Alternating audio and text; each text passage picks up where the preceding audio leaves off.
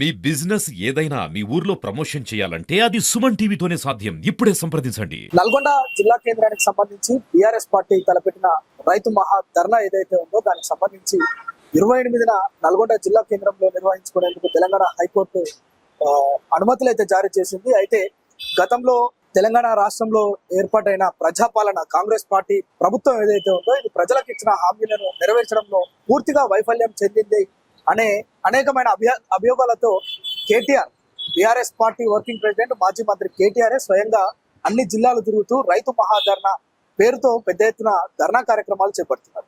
అయితే ఈ ధర్నాను గతంలోనే 2 సార్లు నిర్వహించేందుకు ఏర్పాట్లు చేసుకున్నప్పటికీ కూడా ఇక్కడ పోలీసులు అనుమతులు నిరాకరించడంతో ఆ యొక్క ధర్నా కార్యక్రమాన్ని పోస్ట్ పోన్ చేస్తూ వచ్చారు. ప్రస్తుతం మాత్రం మొన్న ఏదైతే తాజాగా జరగాల్సిన సభ ఏదైతే ఉందో ధర్నా కార్యక్రమానికి పోలీసులు ఇక్కడ అనుమతులు నిరాకరించడంతో హైకోర్టును ఆశ్రయించారు బీఆర్ఎస్ నేతలు. ఎట్టకేలకు నల్గొండ జిల్లా కేంద్రంలో రైతు మహాధర్నాను ఖచ్చితంగా ఏర్పాటు చేస్తాం, ఇక్కడ నిర్వహించి తీరుతాం. వందల మంది రైతులకు సంబంధించిన సమస్యలు, అదేవిధంగా ప్రజాపాలన పేరుతోటి ప్రజలకు ఇచ్చిన 6 గ్యారెంటీలు ఏవైతే ఉన్నాయి, ముఖ్యంగా ఇందులో రైతు భరోసా కావచ్చు, అదేవిధంగా పెన్షన్ కావచ్చు,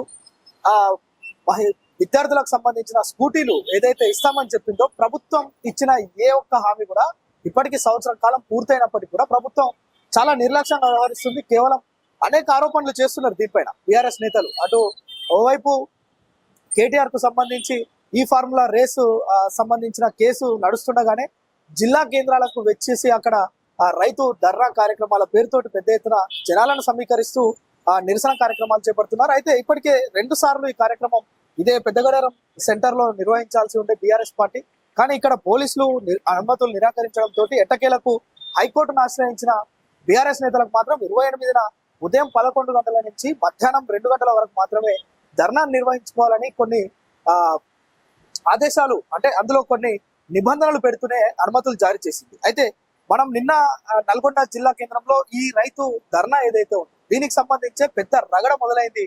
ఏవైతే నల్గొండ జిల్లా కేంద్రంలో ఉన్న ఫ్లెక్సీలు ఏర్పాటు చేసుకునేందుకు ఉన్న ఆ యొక్క స్పేస్ ఏదైతే ఉందో ఇది ఒక ప్రైవేట్ కంపెనీకి చెందింది. కానీ బీఆర్ఎస్ పార్టీ నేతలు కావచ్చు, ఇక్కడున్న మాజీ ఎమ్మెల్యే, ఇక్కడున్న మాజీ మంత్రి, సూర్యాపేట ఎమ్మెల్యే జగదీష్ రెడ్డి, వీళ్ళందరూ ఒక కుట్రపూరితంగానే ఇక్కడ ఫ్లెక్సీలు ఏర్పాటు చేసి అనుమతులు లేకుండా, అదొక ప్రైవేట్ కంపెనీకి సంబంధించిన హోర్డింగ్స్ అవన్నీ, వాటికి పర్మిషన్ తీసుకొని ఇక్కడ వీళ్ళు ఫ్లెక్సీలు ఏర్పాటు చేయాలి. దానికి సంబంధించి కొంత ఫీజులు కూడా చెల్లించాల్సి ఉండే.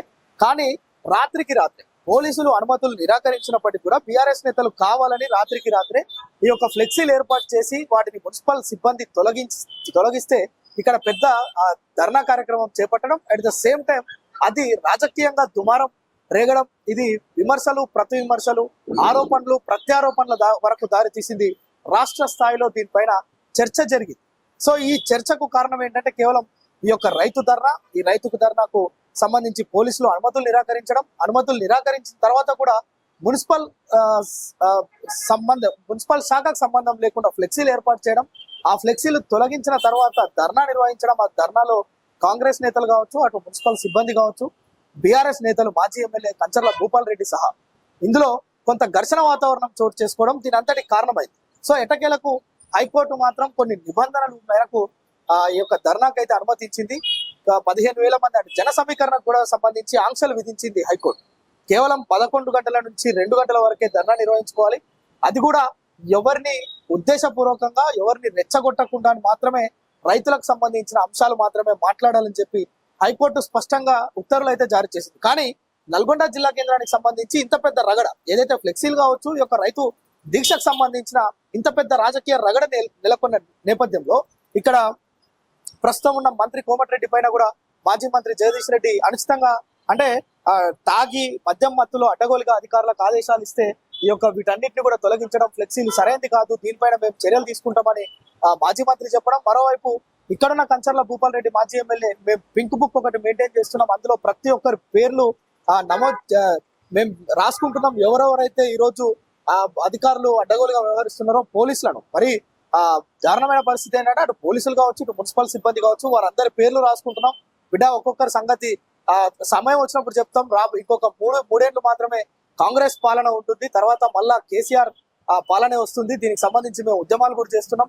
రాబోయే రోజుల్లో ఎలాంటి కార్యాచరణ ఉంటుందనే విషయాన్ని స్పష్టంగా చెప్తూనే ఈ యొక్క ధర్నాకు అనుమతులు అయితే తెచ్చుకున్నారు. అయితే చూడాలి 28 రోజు ఎంతమంది జన సమీకరణ వస్తారు, దీనికి సంబంధించి ఏర్పాట్లు ఎలా చేస్తారు, మళ్ళా ఫ్లెక్సీలకు సంబంధించి అనుమతులు తీసుకుంటారా లేదంటే పోలీసులు ఎలాంటి భద్రతా చర్యలు తీసుకుంటారు. ఓవైపు కేటీఆర్ కావచ్చు, బీఆర్ఎస్ పార్టీకి సంబంధించిన అగ్రనేతలంతా కేటీఆర్ సహా మాజీ మంత్రులు కావచ్చు, ఉమ్మడి నల్గొండ జిల్లాకు సంబంధించిన మాజీ ఎమ్మెల్యేలు కావచ్చు, మాజీ మంత్రులు కావచ్చు, కార్పొరేషన్ల చైర్మన్లు పెద్ద ఎత్తున జన సమీకరణ చేసేందుకైతే ఇక్కడ ఏర్పాట్లు చేస్తున్నట్లుగా తెలుస్తుంది. చూడాలి అనుమతులను కోర్టు ఇచ్చిన అనుమతుల మేరకు, వారు ఇచ్చిన ఆదేశాల మేరకే ఇక్కడ సభ నిర్వహిస్తారా లేదంటే 28 నాడు నల్గొండ జిల్లా కేంద్రంలో పరిస్థితులు ఏ విధంగా ఉంటాయనేది మరొకసారి అప్డేట్ చేసే ప్రయత్నం అయితే చేస్తాం.